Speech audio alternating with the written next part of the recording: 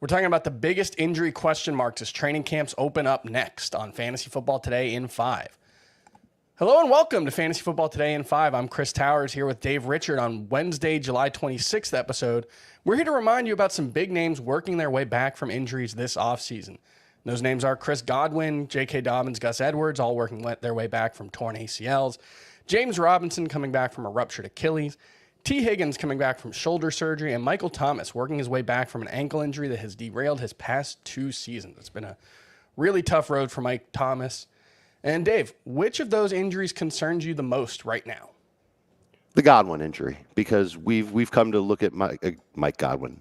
Maybe I should say Mike Thomas. Chris Godwin, we've come to look at him as a surefire fantasy stud, number one type of fantasy receiver, huge volume getter, good touchdown scorer, good producer of numbers. And if he's not ready to go for the Bucs, when will he be? And how effective will he be? Can he be anything more than just, a guy that runs a route inside of 10 yards, catches a pass, falls down? Can he be explosive this year? Can he catch a lot of touchdowns? And there will be some anxiety building for Chris Godwin's fantasy value if his recovery goes past August 1st and goes past August 10th. And, what if it goes past August 20th? And that's when everybody's really starting to draft. He's the one that I'm the most nervous about because he's the one that I would be most comfortable drafting as a number one at his position if he were healthy. Yeah, and the comp I keep coming back to is, one, the average time to play for wide receivers coming back from torn ACLs is 10 to 11 months. He had his surgery in January. So, if you took a look at that timetable, even a week 1 return would be really, really optimistic. And I think about Odell Beckham, who last year, he was fully cleared at the start of training camp. He wasn't on the PUP list or anything, but he didn't play until week 3, and his injury was a month earlier than Chris Godwin. So It is a concern. And, hopefully we'll find out in the next couple of days more information about that. One thing that we did learn on Monday was that James Robinson won't be starting the season on the physically unable to perform list coming back from that ruptured Achilles. It's another remarkable recovery, kind of like Cam Akers. He's, actually a month further removed right now than Cam Akers was when he made his return last season. How far up should James Robinson be moving on draft boards from his current ADP, which is around the 12th round? I think he won't move until he actually starts practicing and there's some visual evidence that he's practicing and that he looks okay when he's practicing. Even if he's going up against air and, working only in shells, that's fine.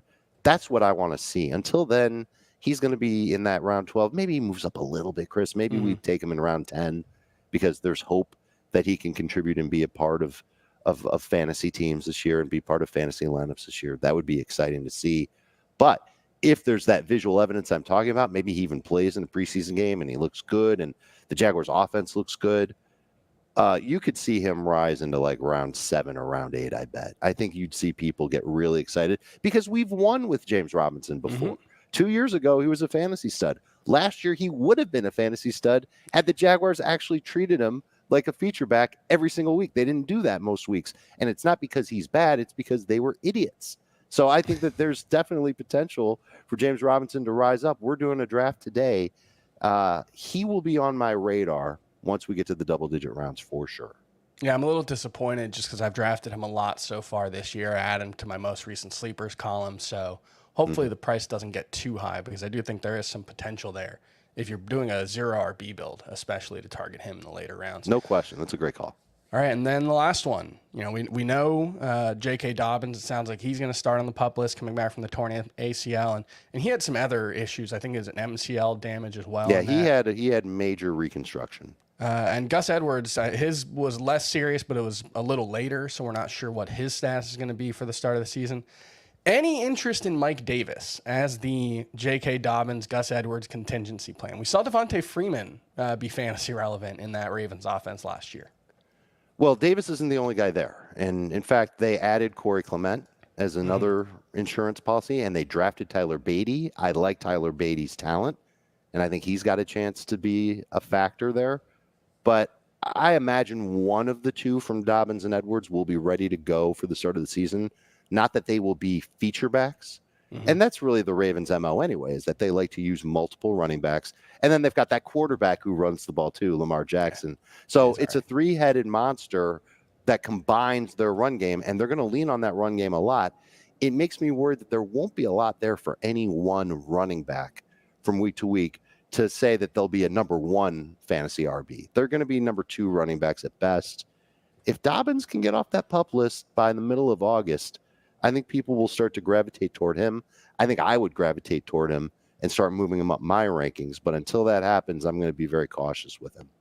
All right, that's going to do it for today's episode of Fantasy Football Today in 5. For more on all these injuries, make sure you stay tuned to every episode of Fantasy Football Today, the full episode or the full podcast on Spotify, Apple, everywhere you get your podcast. Subscribe to youtube.com/fantasyfootballtoday for more, and we'll see you next